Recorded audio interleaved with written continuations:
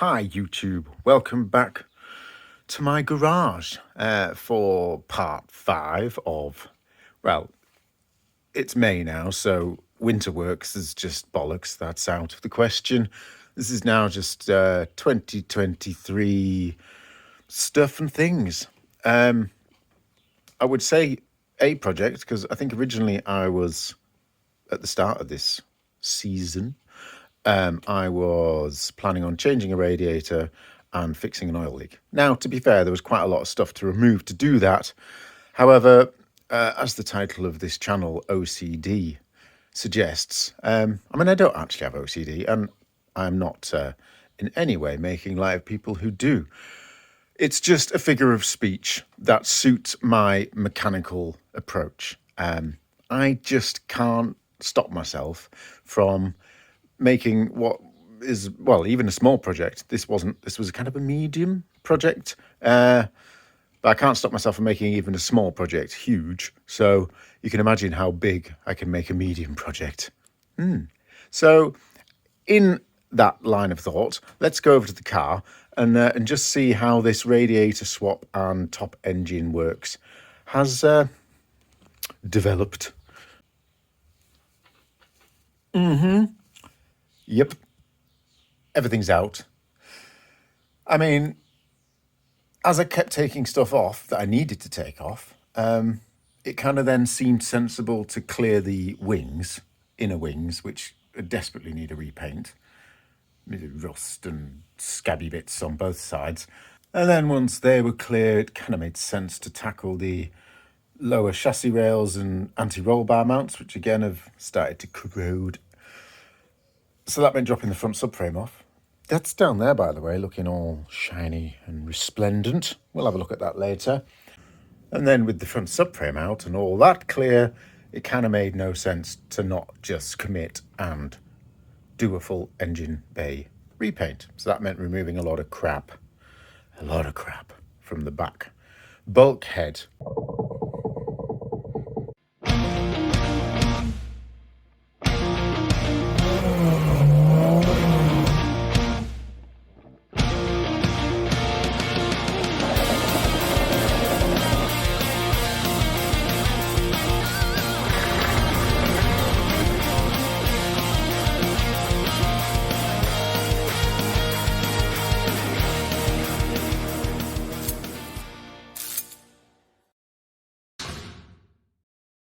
Obviously, one thing I have included in this video is dropping the front subframe. Again, it's not an instructional video because I kind of went about it in a bit of a random way because of where I was in these works. But it'll give you some pointers, hopefully, and just be entertaining watching me struggle on my own with a very heavy piece of kit. Obviously, this was out a couple of years ago, just before I started making YouTube videos, unfortunately. So unlike the rear subframe, which I had out and I did about 4 videos of it before, during and after refurb to this standard, all powder coated and new bushes and springs and everything brand new. This one didn't get that treatment. There's just a huge library on my Dropbox of photos, which I do share occasionally with people who need a few pointers and just kind of want to see where things go, because you can't really see most of this when it's in the car, but it's great being able to have a really good look at it when it is out of the car. And to be honest, it's not that difficult to drop a Jaguar XJS front subframe out. So if you've got some work to do on it, just drop it and work on it properly.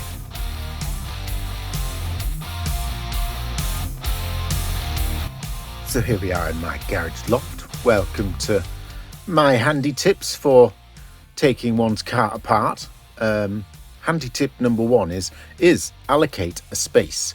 So this is quite a decent sized loft, and as you'll see, there's a huge amount of car parts up here. Now, I appreciate not everyone is going to have the luxury of a garage loft or even a garage maybe to spread themselves out in, but if you can find somewhere to dedicate to car part storage while you're doing your project, I really would, because if all this stuff was in and around my car, some people chuck it all in the boot or in the car or just have it laying around. Honestly, this makes life a lot less stressful when I come to reassemble, because I can just work down there, not surrounded by mess, then pop up here, get what I need, and go and put it on the car. Tip number 2 is get a load of old, lovely soft carpet. People are always throwing carpet away. It's fantastic. I always get mocked for having my entire garage carpeted. Now, I like it because it's kind of a lounge, really, with a bike and a car in it. But especially for storing things, if I had to put that bumper down on a cold, gritty, concrete garage floor, I'd just be stressed about it getting scratched. You'd have to put towels down on that. You'd be worried about dumping your radiator and all those kind of things in a dirty, dusty environment. Up here is clean, it's soft, it's lovely for all the parts. You can just put stuff down without having to worry. It's a very noisy pigeon. Anyway, tip number 3, and I think the last tip for today, is clear freezer bags. I love them. Probably not the most environmentally friendly solution, but I do reuse them as best I can. So to give an example, what I'll end up in this bag after I've finished is the old valve in a bag, along with the knackered hoses, and then there'll be a new bag in here with the new hoses, new Jubilee clamps, and a new, possibly a new valve, all ready to reference back to how they were, to check that I got everything right. But all the new stuff will go back on the car, if that makes sense. There's another great example. There's your radiator mounts at the bottom. They need a good refurb or replace. But again, I don't want to lose these old ones for reference. So I just keep them in the same bag, source new nuts and bolts, and then put it all back together. I could go on and on, but let's go and get on with some other stuff.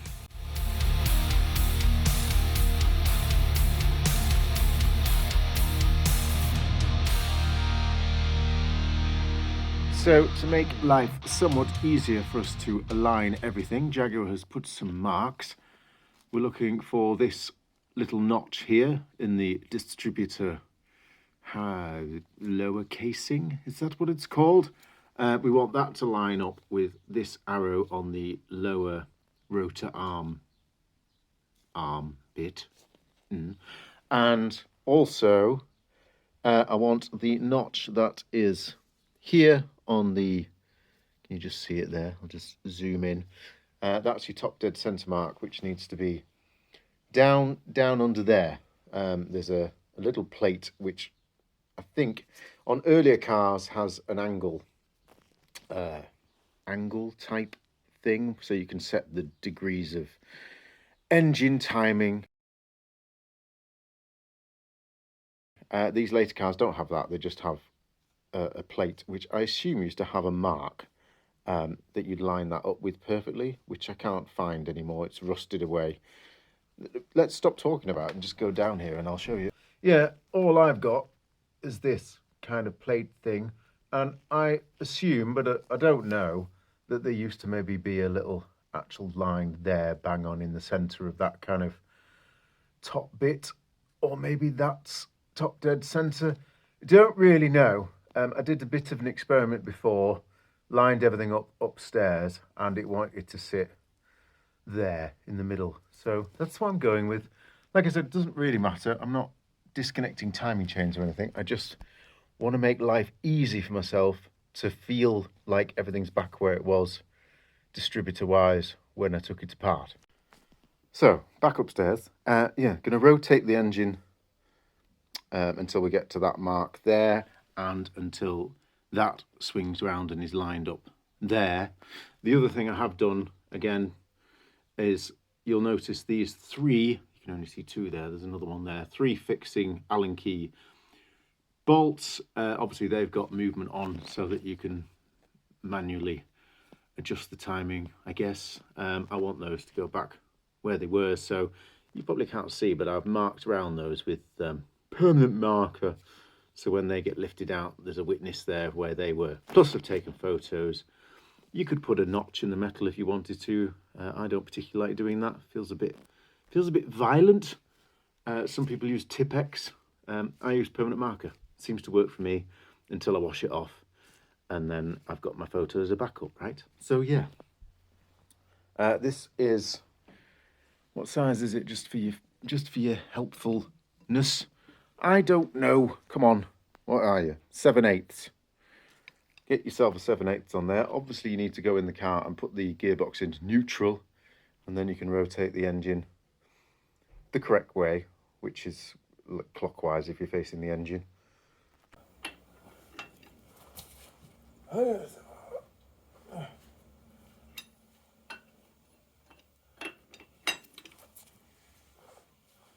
Right, very nearly there on the distributor rotor, so let's just give that little nudge there. I think that should be about bang on. Hey, don't fall off there. Clattering down my wing, just stay. Yeah, so you can see now that arrow is pretty much, depending on how I hold the camera, pretty much lined up with that. I'm trying to film a tiny little slot on a quite rusty flywheel type thing. It's not easy, but it's kind of there.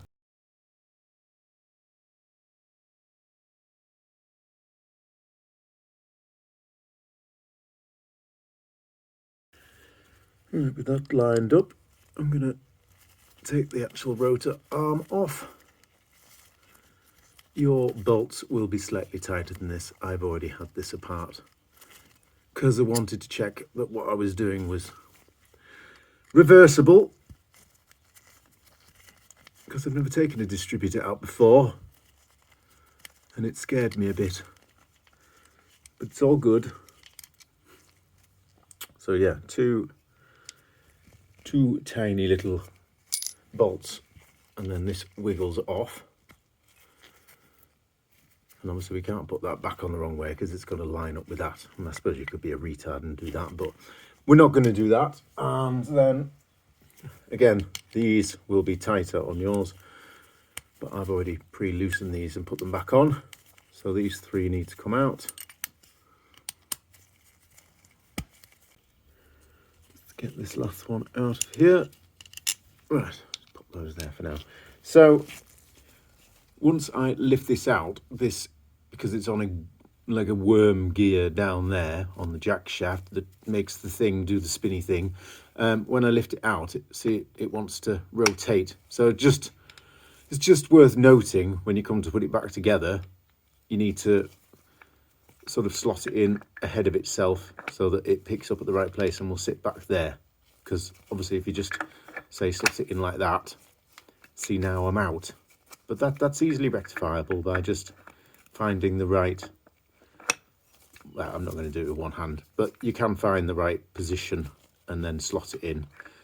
Don't panic, basically, is the moral of the tale. I can't get it to go back in now, but it does do the going back in thing. Let's now drop all those nuts and bolts down that hole, because that'd be great. Anyway, one distributor. That's good, because that's out of the way. Gives me a bit more cleaning options. Right, so before I take any exhaust off my car, which is completely unstandard, I just thought I'd show you what the standard exhaust will look like, what you may encounter. I don't know what you've got under your car. But this is what comes with the car. So you've got your 2-part manifolds. They go into your down pipe on each side. They're both the same. They house 2 catalytic converters. On this one, actually, it's been cut and they've been removed, but which will cause you MOT problems, by the way. I'm not going to go into how you deal with that, but just be warned, if you do decat your Jaguar XJS, you're going to have to find some workarounds. Let's just put it that way. Earlier cars had the olive clamp and a slightly smaller bore. These later 6 litres had a slightly bigger bore, and I prefer, to be honest, this kind of arrangement. You just slot it in, put a clamp on it. I use a brand called Michelor. If you want to Google them, they do high tensile, nice big chunky, almost like Jubilee clip style things, but obviously not Jubilee clips because that wouldn't work. And I don't like the standard kind of hook over, you know, like the U-piece exhaust clamps. They just look a bit clumsy. The Michelor ones do the job. They grip really hard. They've got like a 10mm grade 8 stainless steel bolt that goes through. It's all proper engineering stuff. That then is your mid section as standard with the mid silencer. Obviously, if you delete that, as I have, you have a slightly more growly sound, a bit more farty at some revs. Sounds a lot better when you open it up if you like kind of noise. If you want your Jag to be silent, you don't want to get rid of them. I'm still in two minds. But and then that goes off into your overaxle pipes and then into your rear silencers. So obviously all mine's been replaced with stainless steel in slightly different sections. The only other thing is when I take mine off, I will just drop this section off, because as part of the stainless steel upgrade to the AJ6 engineering upgrade anyway, you have to move your lambda sensors, which on the standard car are here, like right up near the exhaust inlet area. They end up way down there somewhere after a section. So basically, now that I've done that job, I can actually easily drop off the front section of my exhaust without having to deal with that. It's not a big job. You just need to disconnect it in the car, drop the wire down, and then you can spin it round. Don't try spinning it round with it still connected. You'll just end up with your wire in a massive mess. And then obviously the reverse of that, when you put it back on, install your downpipe, pop your sets there, pop your sensor in, wind it up, and then feed your wire back up and reconnect it. I'll show you where those connections are anyway, just so that you know what you're doing. But mine, I won't be disconnecting mine because mine are like way down here somewhere. Lambda sensors, you want to look down in your inner wing here and you will see these two connectors. There's one push black thing type affair and a white connector. Sorry, one black thing that clicks on and then just a push in white one. So that bit stays with the car. Where did the other end go? Yes, there. So basically then you want to just feed that down in there and pull it under the car, and then you can do the whole unwinding thing without pirouetting all the wires around and ending up in a big knot. Okay, but on my car, it's slightly different. What I'll need to do is go back to the end of these front sections, which are a twin tubular type thing. Disconnect it there, three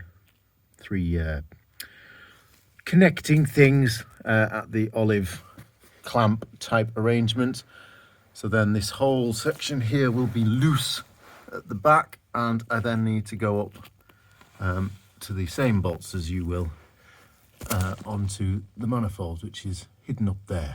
The first thing I'm going to do is remove, whoops, let's just zoom out, is remove the heat shield off the steering rack, because that gives me a bit more room to get extensions and things up in there.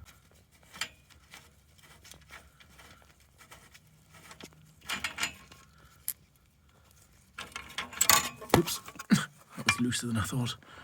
Yeah, so just two bolts with washers. Don't know if they're original washers, probably not. Doesn't matter. Right, so with that out the way, we do at least have, I just scooch under here. What am I looking at? Yes, we've got some view. There's the ones nearest the engine. And there'll be one, if I move that out of the way, there you can get on that one. And then the only other one is up the back there, which again, I think I did manage to get on without moving things. Focus. There we go. But yeah, not too bad. Let's get my extension there and see what happens. I need to be able to kind of guide it in onto things, and of course it's just flopping about all over the place. So I'm going to give it a bit of a helping hand here, put a bit of tape around there just to give it a bit of rigidity. There we go. It's still got its wobble movement, but it's a bit more aroused now. There you go, straight away. So to get on that one, I've gone round the back of the gator there, slotted it up, and we found the place we need. And with that slightly more controllable socket I can get on there. Right, I can't do this one-handed, but I'm going to nip this one off.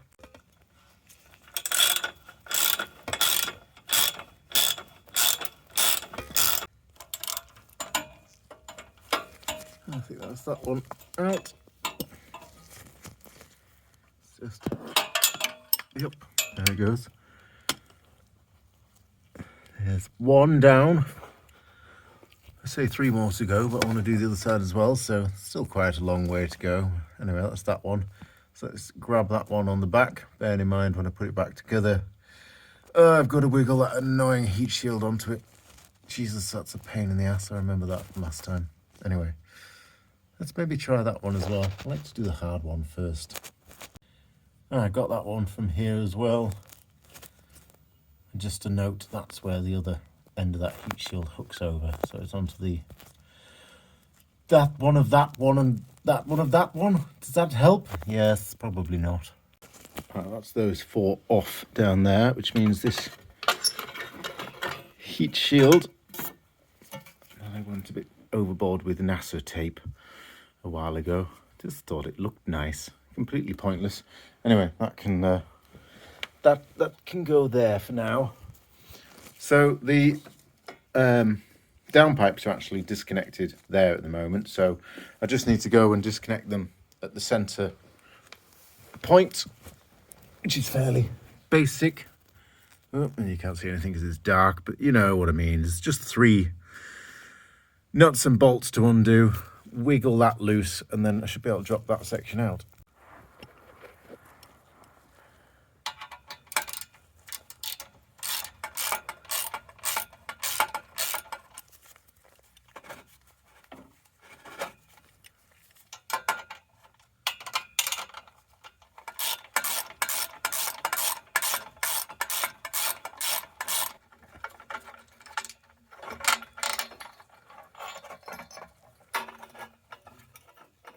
Just hang there for a sec. That's the last of 3.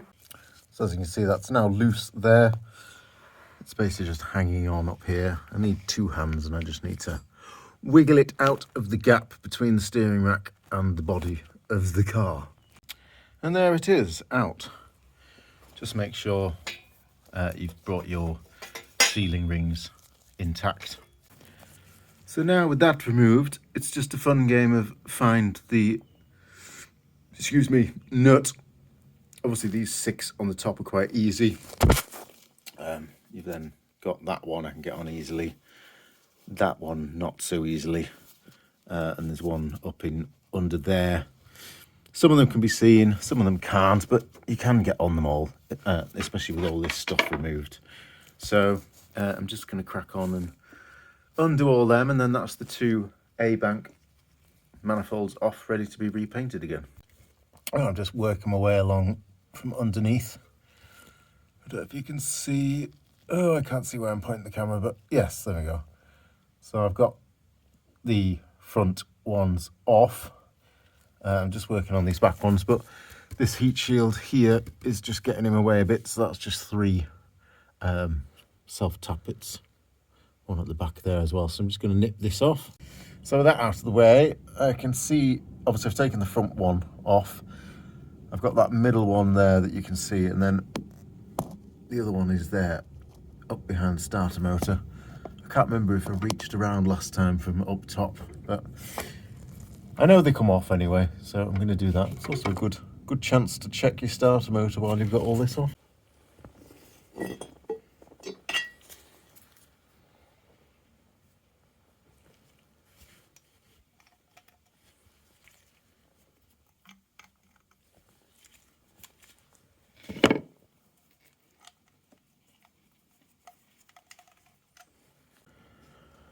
Finally, that back one underneath there at the back, Jesus, that was a fight. I managed to get it with a spanner from underneath. I'm not confident about how I'm going to get it back in, I'll be honest, but I'll cross that bridge when I come to it. It was a pig.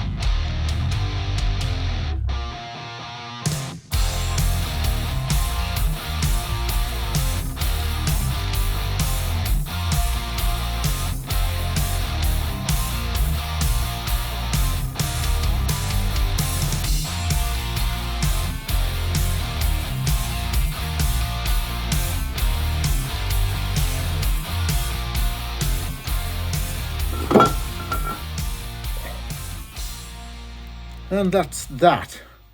As with the other side, that rear one underneath. Jeez, what a fight. Right, it's another few days later, and if I take you over here, you'll see I've made quite a lot of progress with removing pretty much everything from the areas that I think I mentioned earlier in this video, or in this series of videos of winter works, that one of the jobs I wanted to do whilst I'm doing the cam cover gaskets and hopefully sorting out the oil leak, I also wanted to do a bit of painting of the engine bay, because although, like I said on video, it looks great, this is all actually patchwork of badly reacting lacquer. This looks terrible. Over here we've even got a bit of rust down on the anti-roll bars, even though I painted them last time, especially this time. Yeah, it's all rusting again. But yeah, so I've been very busy over the last day just clearing this area, but I haven't filmed it. I did take photos for my own reference, but it doesn't really make very interesting viewing, like the expansion tanks there. Well, it's 3 bolts at the back and then you lift it off. That's not fun to video. The cruise control sits here with the dump valve. Again, it's just a case of disconnecting it. One thing that I have done is moved all the wiring out. That's a bit of a faff. It's basically just headlight wiring looms that go in here and here. Once they're out of the way, you can lift all the wiring out of the way. Not looking forward to feeding that back through there. But again, I'll cross that bridge when I come to it. But I have a lovely clear area now. However, I can't believe I'm saying this. I have decided I'm going to drop the front subframe out. That's quite a big job, although because of the stage I'm at, it's a lot easier. For example, I can get great access there on the steering knuckle joint on the steering rack, and I can get to the power steering pump dead easy. And the engine mounts and stuff are quite accessible, because normally they're hidden up behind stuff and you have to remove quite a lot of stuff. But I've already done that, so yeah, I'm just going to drop the front subframe off. Right, front subframe removal. I don't know why I said frumped. I meant to say front with an N, but I said frumped. Going with that. This is not an instructional video on how to remove one's front subframe, because normally you wouldn't have all this stuff off. Normally you'd drop the steering rack off, which I can't be bothered to explain, because I'm not going to drop the steering rack off. I'm going to try and take it with the subframe, which I'm not sure is going to work, but I don't see why it shouldn't, especially at this stage. There seems to be a lot of room to... Basically, all I've got to do is disconnect my steering column knuckle connection, which is there, which keeps going out of focus when I point to it. And here's my steering fluid pump, which is already loose. It's basically just sat on a bolt through there. If the bracket that holds it onto the engine is going to get in the way as everything goes down, then again, that's just two bolts, which are there and there. And then basically I'm just thinking I can kind of lay that on the subframe, drop the whole thing down, because that saves me having to drop the power steering fluid out. It's a bit of an experiment, not done it before. Anyway, first thing I'm going to do is get the engine supported on the wings. Firstly, put some wing protectors. Oh yeah, I've just realised I've removed my engine lifting eye things, which are normally in line with the, well, attached to the water rails. Oh, for fuck's sake. There's always something, isn't there? Yeah, I'm going to have to put them back. I've been up in the loft. I'm not going to bother trying to undo those knots. So, I'm going to need the front part of each water rail. I haven't finished stripping these down yet for cleaning, so they've still got tubes and things coming off them. In fact, I am going to take that off there though, because that's going to get a bit silly. Then out of the bag of bits, maybe I can undo this one. Yes. that's what we need. I just need to strip that down a bit. It's actually not connected. That can just come off. Goes with the passenger side, yes, that's right, the same side as the AAV. Let's just nab that one off as well.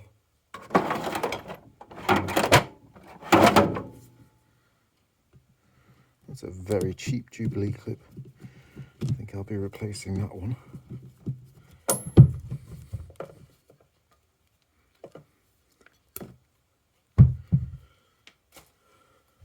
Good.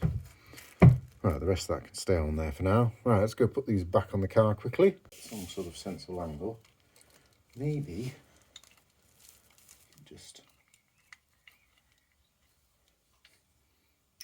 keep everything where it should be.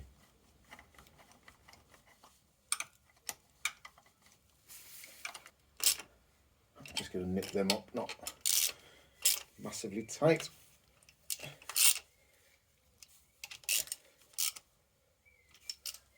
Good, right, there's one lifting eye. Let's go and do the other side. I'm glad that thread there, that front one, feels good because that was the one that I think I over tightened a couple of years ago. If you remember when I was taking this off, I think in the last video or the video before, depends when I put this one on, it was on way too tight. So I was worried that I damaged that thread, but I don't think I have, so that's good. One wing protector, just squeeze around the front of my car. Go on there. Something like that. Now, if you're going to be doing your subframe removal, you're going to need to buy one of these engine support type things. That seems a bit of a big thing, but to be honest, they're not that expensive. I was going to borrow one off Andy, and then I looked and I think this one was about 40 quid, and so I thought, well, I may as well have it. Like I said, normal people would probably remove their front subframe once, maybe twice maximum, but I've already done it 3 or 4 times, so I'd say it's paid for itself. Really, sort of lined up there. Something near anyway. Oh, hang on, I need my little turny, hooky type arrangement things. Something like that. Let's give that a bit of grease. Help it spin.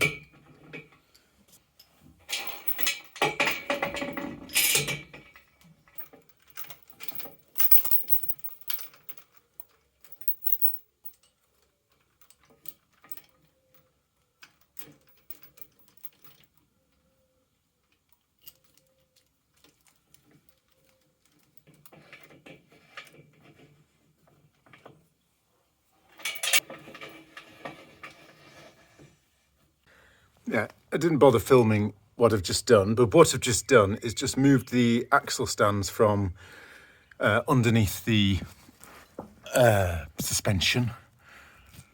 What are they called? Lower wishbone type things, because when I'm storing the car in winter, I like it to be in its ground resting position because it's better for the bushes, because right now the bushes are actually under a little bit of strain because basically they're all the way down like the car's jumping off a bridge or something, which isn't ideal, but it's just how it is. So yeah, I've moved the axle stands to the jack points. So now the subframe is completely clear. Well, it will be when I move the lift out of the way, because I'm going to shift that lift out of the way. And then if you're going to take your subframe off, I recommend making something like this or buying something like this. So this is a 500 kilogram, I mean, that's a joke. It won't really lift 500 kilogram, but it says it's rated for 500 kilogram scissor lift. And I put some dolly wheels on it. basically. So when it's right down on the ground, it can roll, and obviously when it's up, it can lift. It says 500 kilograms, I'm going to say 300. Anyway, the important thing is it's enough to lift that subframe and then bring it down to the ground and then roll it out, even with carpet. So yeah, that was I don't know, that was about 60 quid, and that was from Aldi. You see them in the special buy aisles, and I just bolted it on to the top. That way.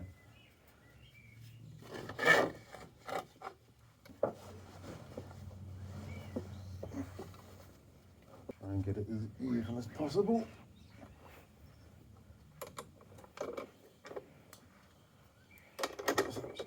Just take the... There we go. So what I don't want to be doing is using that lift to lift the car.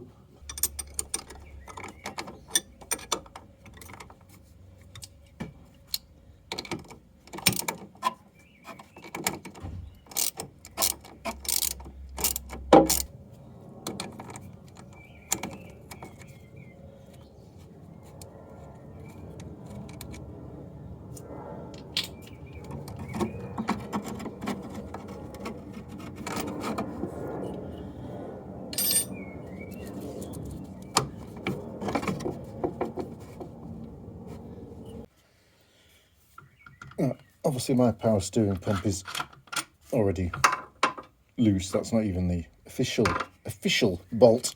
I just put that there to hold it in place. So I'm just going to pop that there. I'm just being careful not to put any strain on the cooler. And I'm just going to remove that bracket, because then I reckon the pump can sit a bit more comfortably there, and I can kind of strap it to the subframe. And like I said, hopefully just take the whole lot down in one go. I also need to disconnect, I don't know if you can see there, there's just an earth connection there that needs disconnecting as well. So I'll do that while I'm on down here.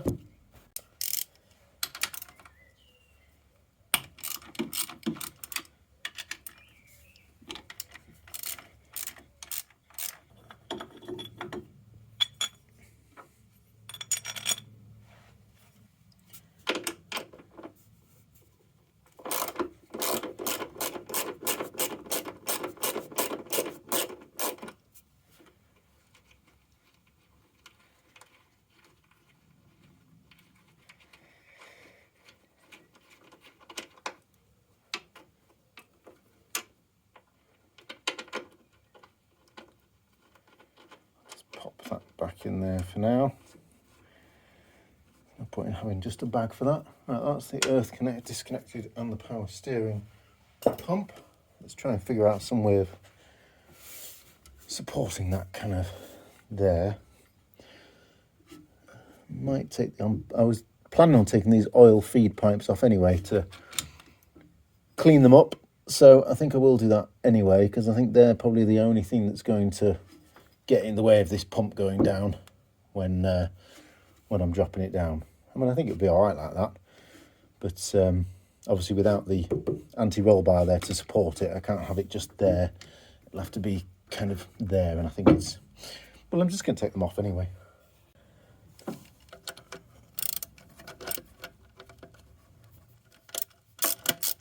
Oh, no.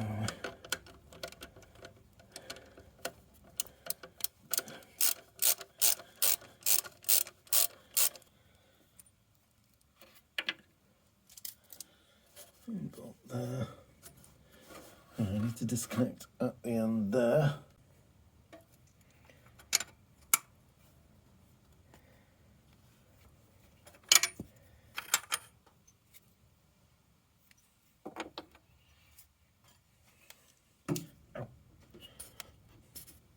Alright, now that should pop out of there.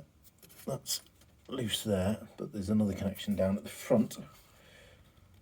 Oh yeah, I'd already loosened that. Can't remember why. I was taking something. Oh, I didn't bother filming it, but I took off the crank position sensor and its bracket.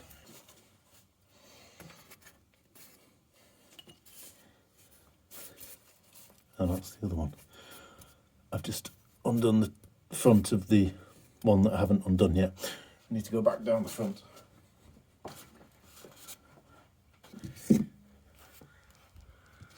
one there must be held on somewhere else. Ah, yeah, it's just here, just underneath. So I just need to get on there.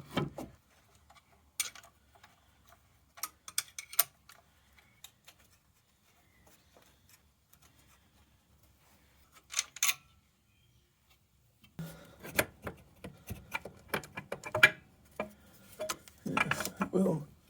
That can just sit there. And I've already undone this one at the front, so in theory, they should just both come out now. They're the same length, so that's good.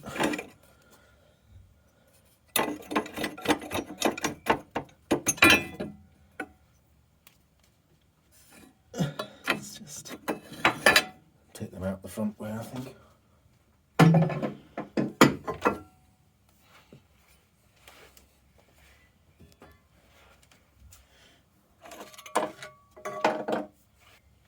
Right, well, hopefully that's definitely cleared enough space for me to support that somehow like that and just take it down. I mean, the other option is that I just disconnect it. It is quite a big lump. Probably just going to disconnect the pump, aren't I? Frankly. But it was a nice idea anyway. But it is just two connections. Yeah, it's probably just easier. And then just drain the fluid out. We'll see. Right, you join me mid-fight here. I thought I'd just nip the connections off the back of this power steering pump. And unfortunately, the hard wire, the high pressure one, is actually spinning the connection on the pump, not the line, if that makes sense. So I'm just having a bit of a fight. I'm just going to take the low pressure side off. He says that probably won't be simple either. Oh, that seal is going to be well on there, isn't it? Yeah.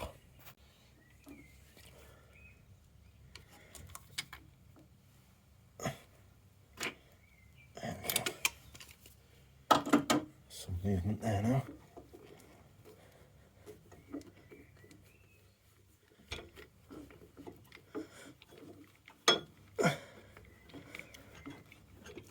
Got a bag and a cable tie ready for this line. I'm hoping to keep the pump that way up.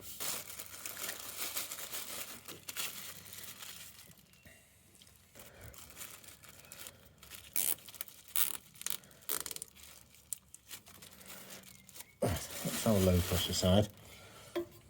I can now, basically I should be turning that, but that's turning instead, which is helpful. So I just need to get a spanner on there and then hopefully it'll behave itself. There we go. That's all I wanted. That to turn, not the big bit.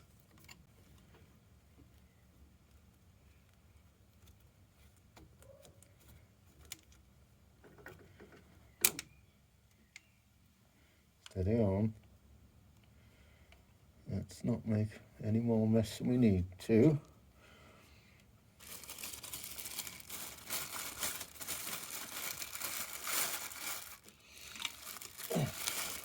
Not really, that's heavy. Right, so just go there. Take this to the bench. Right, so to answer my earlier question of can you drop the subframe with the power steering pump, I think yes, you probably could, to be honest. You'd have to find a way to support it on there without it rolling about, because it's a pretty heavy unit when it's full of fluid. It's pretty heavy anyway. Anyway, it wasn't that difficult for me to take it off there. It's a little bit more tricky normally, hence my enthusiasm to experiment. And I think if I didn't have all this stuff off and I was just dropping a subframe, I think I would try and leave it on. maybe not. I don't know. Anyway, it's off. And so are the oil feed lines. I need a wee. That's what I need. And it's getting pretty late. I think I'm going to go walk the dog tonight. Pick the girlfriend up from work. What time is it? Nearly 9 o'clock. So yeah, I think I'll call it a day for today. There's the power steering pump, by the way.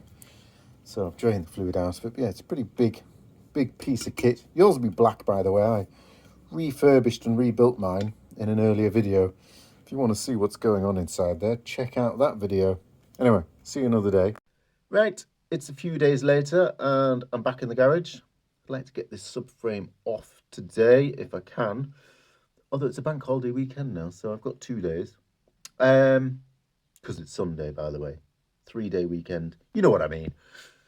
Basically, rear subframe mounts onto the chassis are these nuts up under here. This one's slightly difficult to access because of this shiny heat shield here on the steering rack.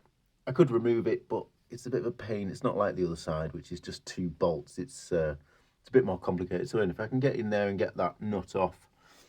Same on the other side. We're then going to knock the shock absorber tops and pull them down and strap them down out of the way.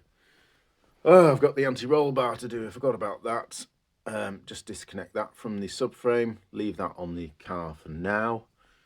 Front subframe bolts, they're fairly simple. Just undo them and drift them out. And then that basically just leaves the actual engine connection. Come on, focus. That thing there. Need to undo that. And then in theory, well, it worked last time, with a little bit of levering and swearing and hammering gently, the subframe comes loose from the engine and the chassis. I can lower this subframe down because the engine's supported here, get it out the way, and then what we'll do is we'll block up the engine underneath and then we can remove this. And we've hopefully then just got engine and no subframe. That's the plan. So let's stop talking about it and get on with it. Let's get those nuts off. What size are they? Well, let's have another look at them. I think they're something imperial. Let's go and have a look. This is not good. I think it's probably a 9/16, and I have committed a sin that annoys me, which is not putting all my tools back. Aha! I see. That's no good. Should never leave stuff like that in the engine bay. Anyway, let's see if that's the right size.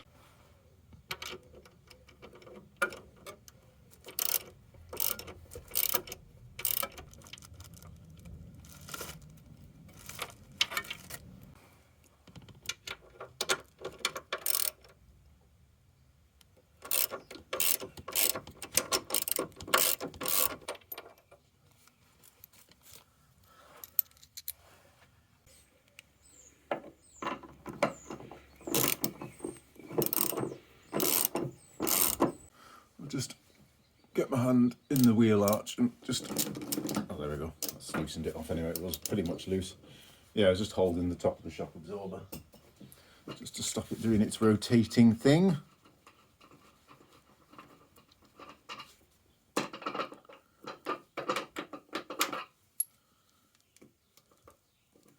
get them in a minute.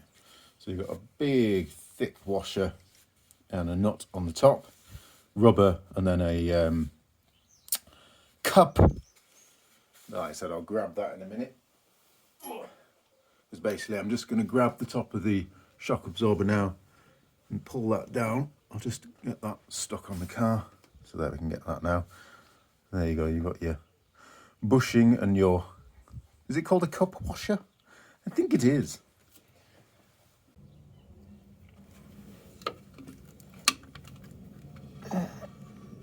Down she goes.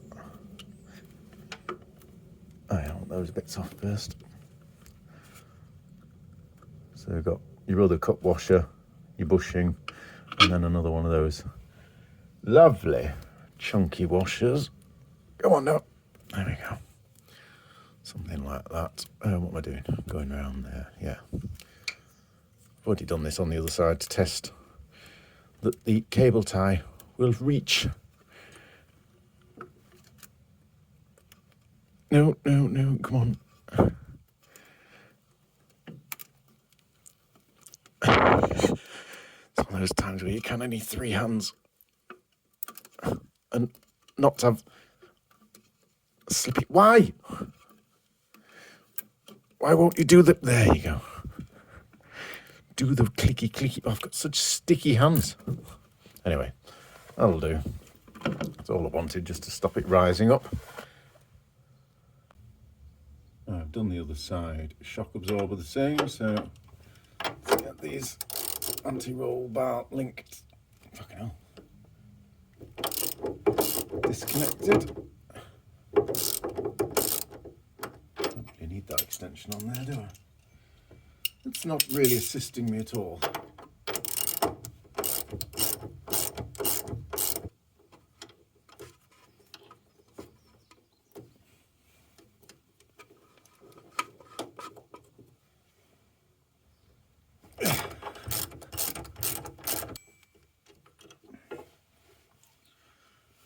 Right, I've already done the other side, so I can now just lift that out. So that's our anti-roll bar disconnected from the subframe. It's just held on the chassis now on its chassis mounts. What's next? Let's knock out these bad boys. So this arrangement is a hooping grade nut on that side, and then basically just drift it out. Right, I did have to loosen that off with the breaker bar just to get it going.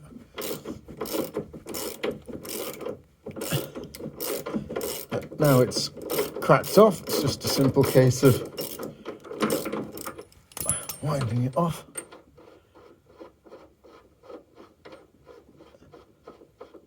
I have also just checked that the subframe was supported, by the way, before I did that. So we've got massive nut and washer, nothing else there. And then basically I want to drift that out, so I'm just going to put the nut back on. Where's my hammer there? There it is. Just tap that down there.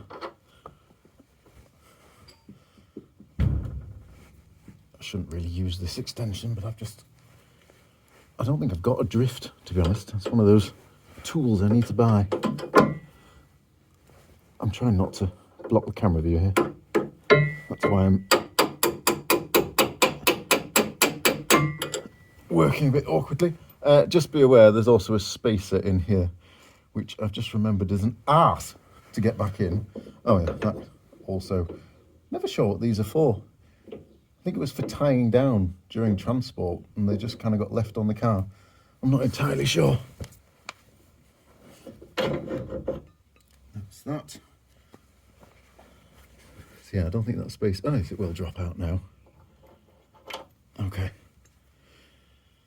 So just pop all that back together. Keep it all in one place. Where's my nut? There. Oh, sorry, I'm not filming any of that, am I? Yeah, so nut, washer, that spacer goes on the other side, in that gap there, and then your big nut, big bolt head. Surprised there's not a washer on that as well, actually, but there isn't. Right, that's that. Let's go do the other side. There we go. That's the noise I was looking for.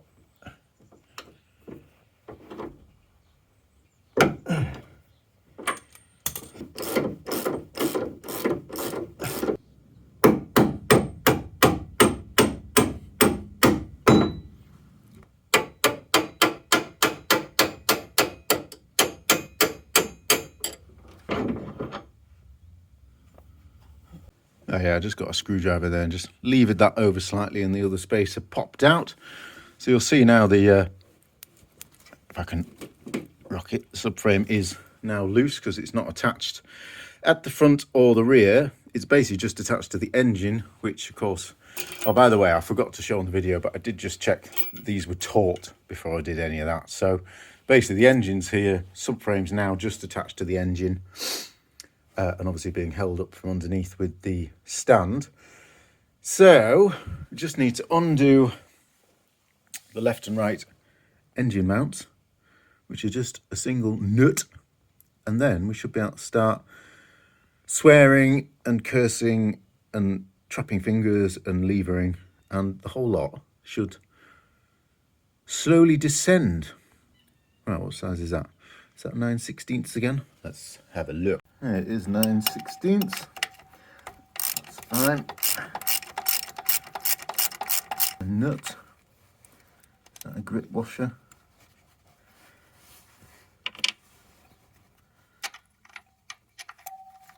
And a big washer. Come on now. Angles. Yeah, it's a little spring washer. You can't see it because of the very shiny steering fluid lines, but you know where it is now because you saw on the other side.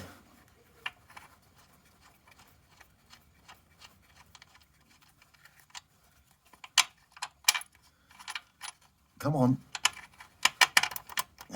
Oh, just drop me spring washer down there. Right. That's that. Now, I've just noticed this power steering cooler has a little loop out here that may just foul on the engine as it comes down. So I'm just going to take out these two fixings.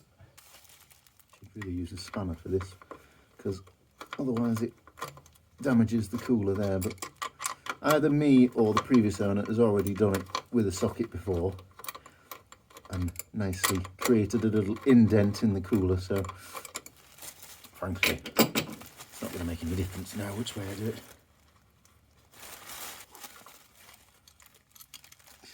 Right, that can just rest there for now. Just pop them back in there. Don't need to bag them up then. Well, that's it all disconnected. So basically now what happens is I just start lowering the lift down, at which point nothing will happen. I will have to get my lever in there probably and lever things around, and then at some point it'll kind of go ka-dunk and I'll shit myself, and then it will be sat on the stand and it will just be a simple case of lowering it down. I'll let a bit of this weight off.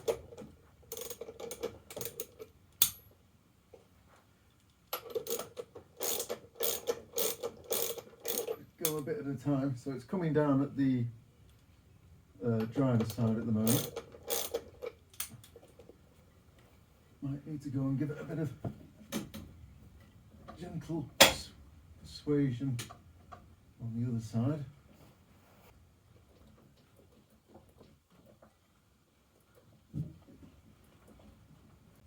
Right, it's coming down, but it's falling backwards quite a lot.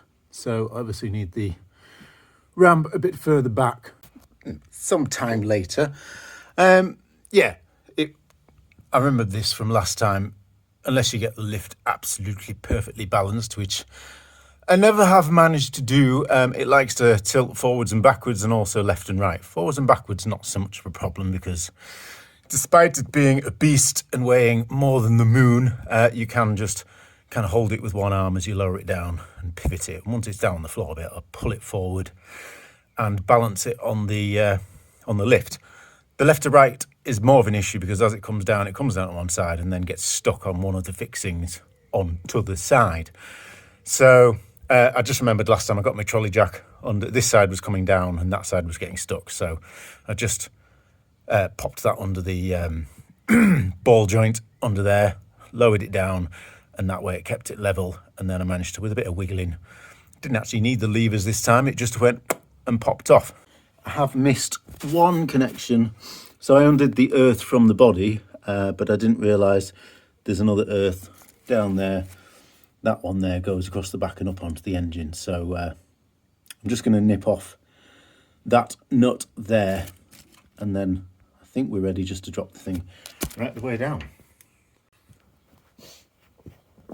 Right, I've undone that earth.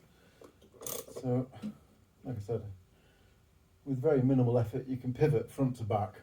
Trying to do left and right on your own is a bit more troublesome. Let's just take this down slowly, see how we get on. I remember last time what I did was I had to pull it forwards this way, and actually, because at the other side, although we've got quite good clearance this time, but to get the top of the upper wishbones past the engine, I had to lift it out this way a bit and then kind of lift it. Let's see if we can get that anti-roll bar right the way. Oh no, I can't go any further that way. Let's get that anti-roll bar out of the way. Next, actually, it's very simple. It's just 2 bolts and nuts. So these are the nuts at the bottom, bolt heads at the top. Undo them, take those U-shaped holders and bushes out, and then that's our anti-roll bar out of the way. So that's one less thing to contend with.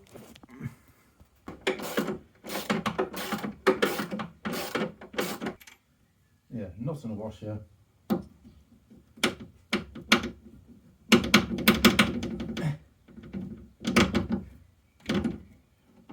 Come on now. And a bolt.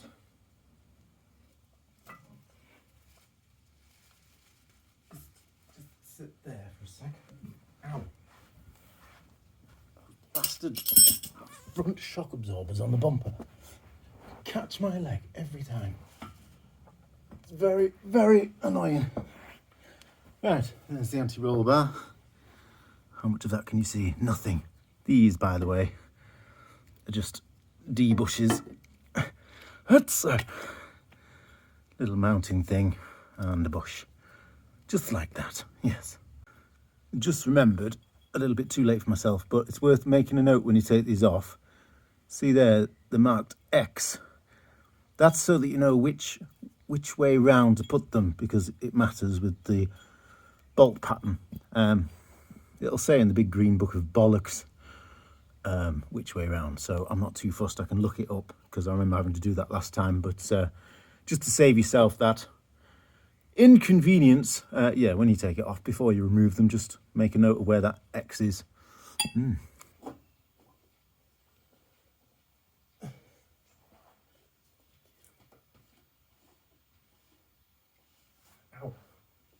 Ran myself over there.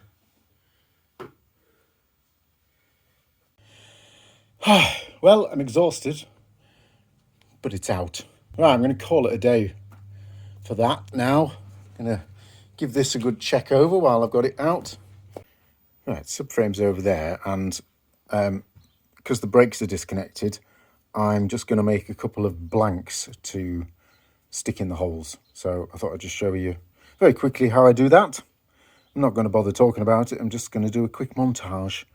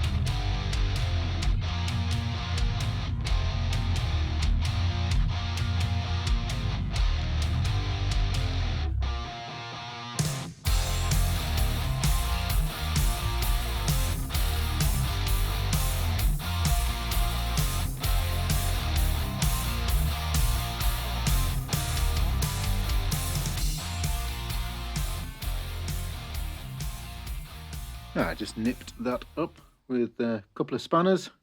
As I said, we're going to have no dribblage out onto our nice paint or on the floor, or just in general. We don't want them dribbling out. Put one on the other side as well, that's over there. So yeah, if you've got the correct tool, it takes about 2 seconds to make some blanks, and no dribbling, so that's always good.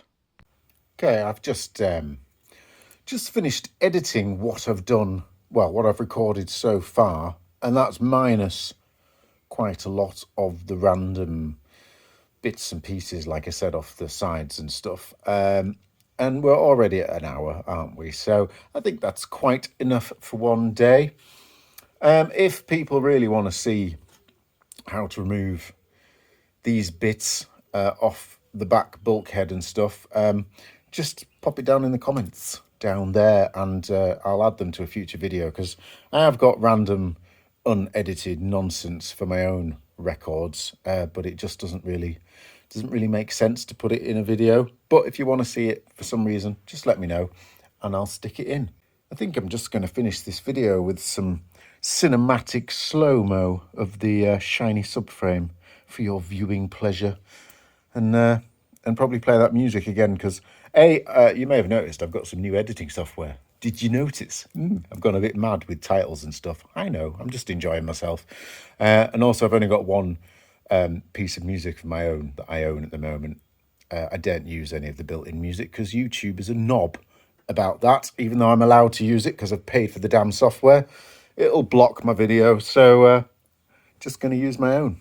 So I'm sorry, here's the track that you're probably bored of hearing now. I'll make some new music for my next video, and here's the shiny subframe. See you in the next video. Bye.